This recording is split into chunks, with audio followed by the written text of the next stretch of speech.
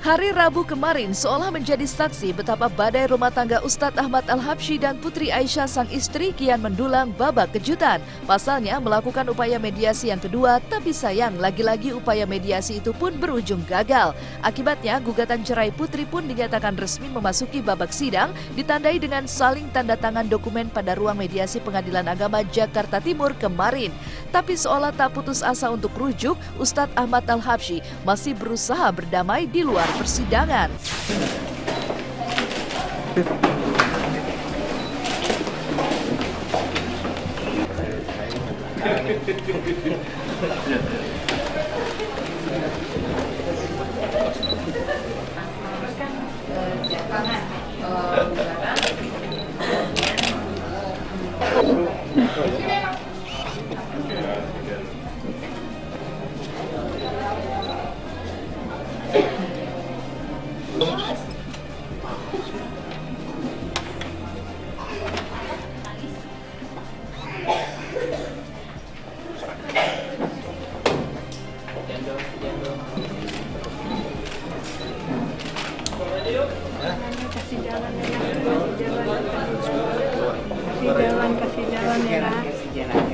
Kasih jalan. Kalau ringkasnya adalah disepakati untuk tidak sepakat.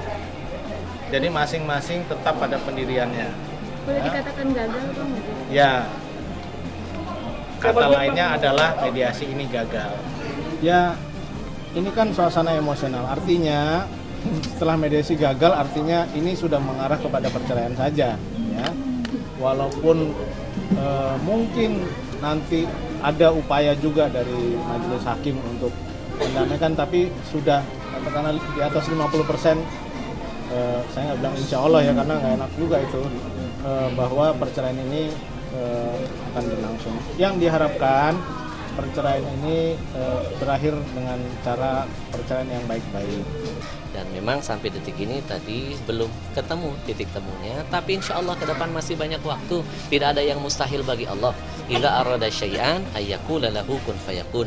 Allah punya kekuatan. Putri, karena tadi hasil dari mediasi itu gagal, tadi dari hakim mediator menyampaikan seandainya dalam proses persidangan berikutnya kita masih diberi kesempatan untuk melakukan mediasi. Jadi di luar pengadilan pun kita masih boleh bertemu ataupun masih boleh melakukan upaya mediasi di luar pengadilan.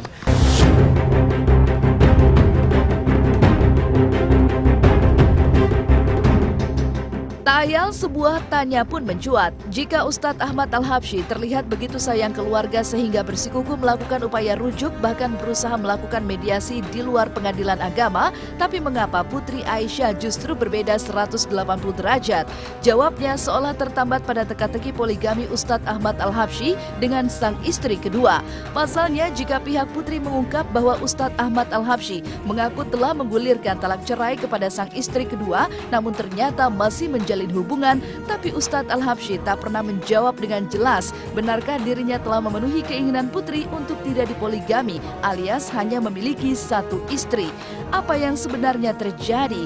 Entahlah, yang pasti karena tak sudi dipoligami, Putri Aisyah bahkan menguak bahwa secara syar'i dirinya telah bercerai dengan Ustadz. Taunya poligami aja deh, yang lain nggak usah. Di dalamnya? Udah. Secara syar'i udah. Berarti mediasi untuk kali ini langsung tinggal sidangnya ya, Mbak? Tinggal sidang, Mbak, apa gimana? Tinggal sidang apa gimana? Iya, tinggal dilegalitasin aja sih sebetulnya ke sini. Udah masalahnya sih sebenarnya udah selesai. Habis itu terputus begitu, tapi kenyataannya dia tetap berhubungan dengan perempuan. Apapun, karena makin banyak yang berbicara, makin melebarkan permasalahan. Dari satu titik melahirkan titik-titik yang banyak. Dan itu yang saya pesankan kepada pihak keluarganya, hati-hati, jaga lisan, jaga hati. Kalaupun kita sibuk keluar-keluar ke sana ke sini, hati-hati. Dua dosa sudah menghampiri kita. Satu, dosa ghibah, mengomongi kejelekan apapun, sudah di depan mata, dan dosa fitnah. Saya pada prinsip yang pertama, tidak ingin menceraikan istri saya. Saya tetap ingin mempertahankan pernikahan ini dengan beberapa pertimbangan, mengenyampingkan urusan hati saya, dan saya mengajarkan kepada istri, jangan pikirkan hati, pikirkan anak-anak dulu. Kalau ini hari terbawa emosi dan sebagainya, itu antara kita itu lebih kepada hati. Tapi ke depan pikirkan anak-anak kita. Masa lalu udah jangan diungkit-ungkit, karena tidak ada orang yang tidak punya masa lalu.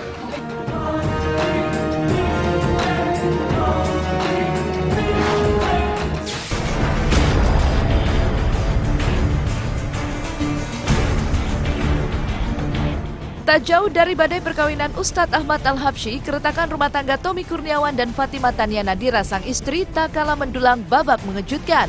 Bagaimana tidak, baru 2 kali sidang gugatan cerai Tania digelar oleh Pengadilan Agama 3 Raksa Tangerang, Jawa Barat, tapi kemarin vonis putusan cerai mereka sudah resmi diketuk palu oleh hakim. Diputuskan secara first take alias tanpa kehadiran pihak tergugat yaitu Tommy, maka hari Rabu kemarin Tania resmi menjadi janda Tommy Kurniawan dan memenangkan hak asuh kedua buah hati mereka, menyisakan Tania. Pasalnya Tommy sama sekali tidak terlihat berusaha hadir, bahkan tidak mewakilkan kehadirannya lewat pengacara. Ada apa dengan Tommy Kurniawan? Benarkah Tommy dan Tania terlibat perang dingin hingga tak hanya jarang berkomunikasi, tapi juga tak menghadiri sidang perceraiannya sendiri seperti berikut ini.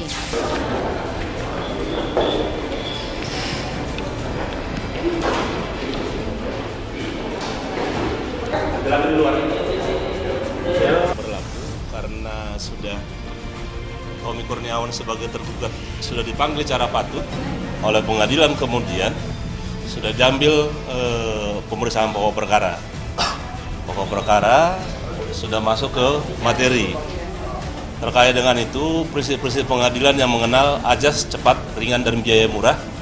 Per hari ini, pengadilan... Iya, lega sih. Alhamdulillah prosesnya juga nggak terlalu ribet ya Pak ya. Iya. Semua sih berjalan dengan baik. Udah lumayan lama sih nggak komunikasi sama Tommy. Karena memang aku sama Tommy kesepakati kalau seandainya masalah anak, kita akan komunikasi langsung gitu loh. Di luar itu, ya memang sudah tidak ada komunikasi gitu. Jadi kalau masalah anak kita akan baik banget komunikasinya. Sudah diputuskan bahwa hak asuh anak ada pada Mbak Tania dan Tommy Kurniawan dibebankan untuk memberikan biaya pengasuhan anak sebesar 5 juta rupiah sampai mereka dewasa. Kemudian Tommy Kurniawan akan diberikan kesempatan kapan saja, di mana saja untuk melihat dan mengasuh anaknya. Apa yang sebenarnya terjadi dengan rumah tangga muda Tommy Kurniawan dan Tania? Sukses melewati rintangan orang tua untuk bisa menikah hingga dikaruniai 2 orang anak yang lucu, mengapa Tommy sama sekali tidak terlihat berusaha melakukan perlawanan ataupun mempertahankan perkawinannya dengan Tania? Menolak jika ada faktor ekonomi apalagi poligami yang menjadi pemicu keretakan rumah tangganya, lantas mengapa Tania begitu kekeh ingin berpisah dari Tommy? Nggak ada. Apaan sih poligami? Nggak ada, Tommy nggak ada poligami. Tommy itu tidak menganut poligami. Bukan. Nggak ada masalah poligami-poligamian. Nggak ada masalah kayak gitu. Nggak ada masalah ekonomi. Justru sekarang Tommy lagi bagus banget. Karirnya dia, semuanya, keuangannya semua lagi bagus banget. Siapa sih yang mau cerai? Nggak ada yang mau cerai kan. Nggak ada juga yang mau rumah tangga kayak gini, apa kita udah punya anak 2. Tapi kan kita juga tidak bisa mempertahankan sesuatu yang memang sudah tidak bisa kita pertahankan lagi.